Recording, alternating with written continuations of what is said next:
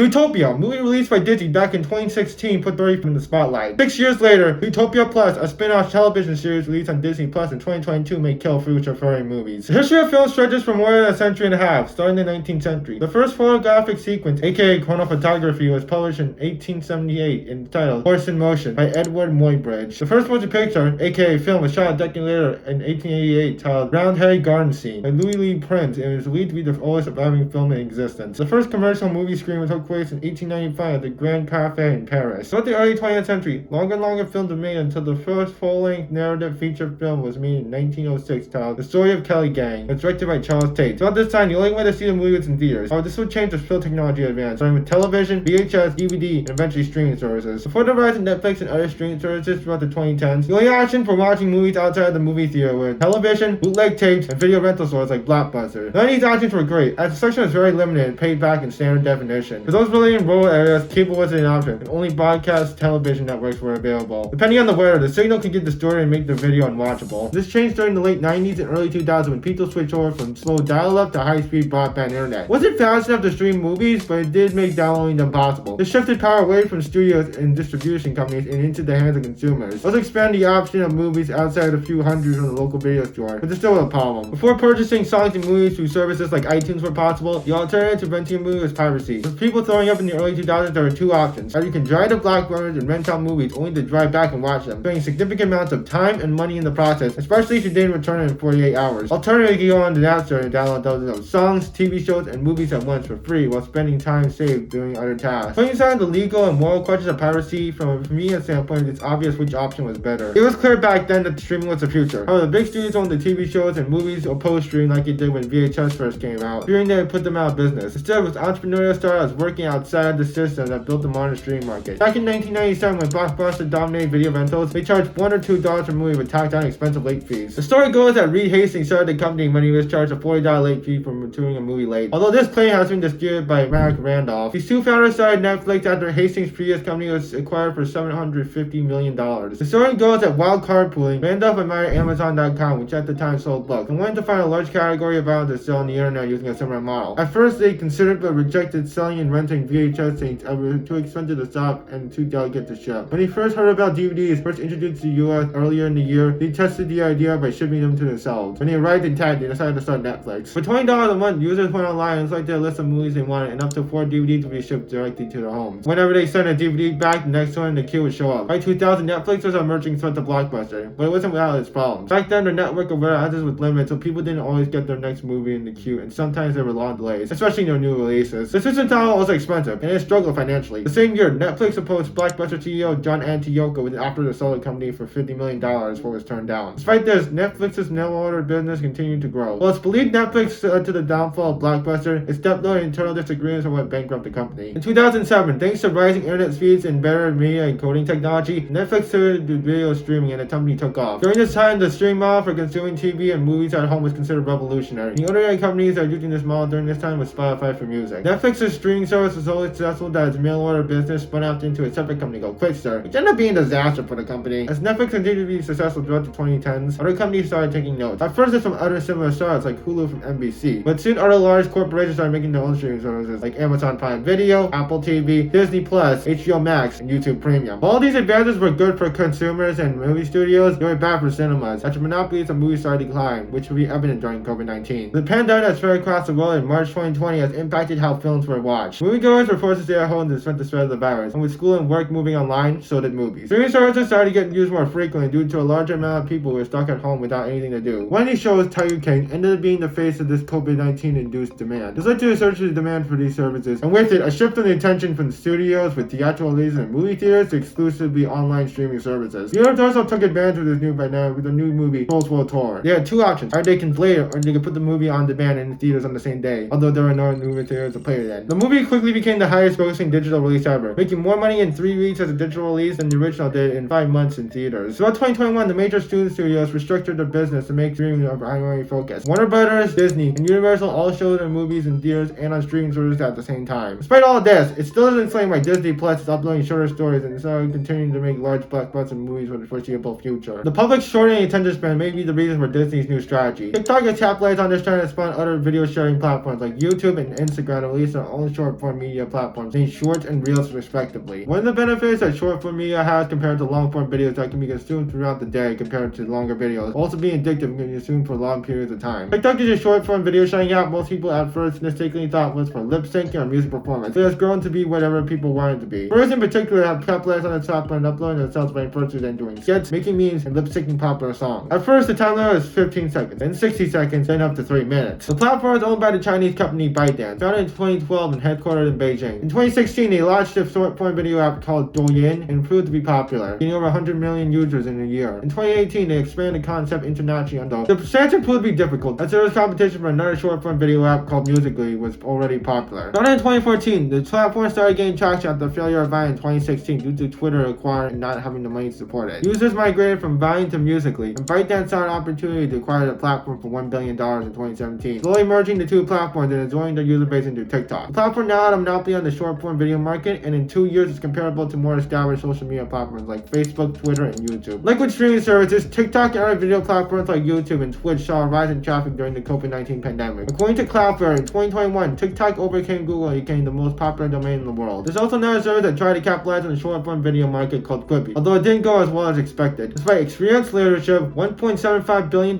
raised, their talent, and their turnstile technology, the service failed. There are many reasons why it failed, but it came down to the fact that the turnstile technology is more of a gimmick than a real feature. The talent ended up being actors and writers passed on by bigger studios, resulting in less than favorable shows. $1.75 billion raised seem impressive, but Netflix spent $17 billion on content in 2021. Disney's back catalog of original shows dating back over a century, while acquiring more shows recently. Compared to the other streaming giants, they try to get around it by focusing on short-form video and a younger audience. However, the leadership went in the 60s and had many oversights like not allowing screenshots on their app, which is the main way shows get shared on social media. Many people when watching longer shows tend to pause and finish it later, which meant that the short 10-minute videos didn't convince others who were watching competing streaming services to switch over. By positioning itself as an app, it competed with other video platforms, social media, and gaming apps, which are generally free. Quibi did offer a 90-day free trial and did well during that time, $1.7 million in their first week. However, when those free trials ended, less than 10% compared to a subscription. The leaders put out an open letter saying, Quibi is not succeeding, likely for one or two reasons, because the idea itself is not strong enough to justify a standalone streaming service, or because of our timing. The service was reached in April 2020, just as lockdown caused by the COVID-19 pandemic started. This app was supposed to be for people watching on their commutes, but those were stopped due to the pandemic. They were so confident about the app being used for this purpose that there was an option to watch it on TV. They did eventually make it an option, but it wasn't the original plan. Pandemic didn't doom the app to fail, but it did make it happen a little fast. The rise of TikTok, there's a real appetite for short-form content. I think Disney and other media companies are trying to capitalize on that to compete. Disney Plus in particular is leaning into shorts. There's an entire page dedicated to shorts on these websites, which includes Zootopia Plus. Along with this, these shorts are a lot cheaper to make and can be produced more quickly than full movies, which can take years compared to months or even weeks with these shorts. There has been a criticism of these shorts on a different show called The Simpsons. They're used as promotion for other Disney-owned shows like the Marvel Cinematic Universe while lacking substance compared to old Simpsons episodes. Back then, it satirized Fox, the network that originally aired the show, and Disney, who would eventually buy out the network along with The Simpsons into their media empire and put it on their streaming service Disney Plus. However, I believe that Disney knows what they're doing and keeps Zootopia Plus the way it is. Disney can expand the world of Zootopia with more short films exploring the many subplots of the world and eventually build a cinematic universe out of it. I still believe Disney will release a sequel to the movie that started it back in 2016, but it should conserve its bonus content between movies to fill the fans' desire for more Zootopia content outside the fans themselves. So I know how Tony relates to furries, check out the movie Tony relates to the furry fandom.